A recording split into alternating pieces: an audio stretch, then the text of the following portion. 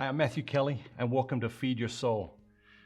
This Sunday's reading is about people messing with you. Do you have anyone messing with you at the moment? Let's have a read. It's from Matthew's Gospel, chapter 13, verse 24 through 30. Jesus put another parable before them, saying, "The kingdom of heaven may be compared to a man who sowed good seed in his field. But while men were sleeping, his enemy came and sowed weeds among the wheat and went away. So when the plants came up and bore grain, then the weeds appeared also. And the servant of the householder came and said to him, 'Sir, did you not sow good seed in your field? How then has it weeds?' He said to them, 'An enemy has done this.' The servant said to him, 'Then do you want us to go and gather them?'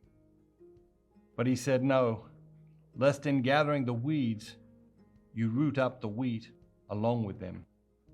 Let them both grow together until the harvest. And at harvest time, I will tell the reapers, gather the weeds first and bind them in bundles to be burned, and gather the wheat into my barn.'" So this guy sowed this wheat. The enemies come, sowed the weeds. It's messing with him. I think at different times in our lives, we all have people messing with us. And so what's the story about? I think that, we think of the field as the world, and we think of the wheat as the good people, and we think of the weeds as the bad people. And it's certainly, I think, one way to look at it. But another way, I think, to look at it is to say, okay, yes, the field, that's the world. The wheat is the good action of our lives. The weeds, the questionable actions in our lives, of which we all have. And very often we want to split things into good people and bad people. And one of the great challenges is to see the good and the not so good in ourselves, and to recognize that exists in us, that exists in other people. We're all struggling to work through that. If we look at it this way, we then are forced to ask ourselves,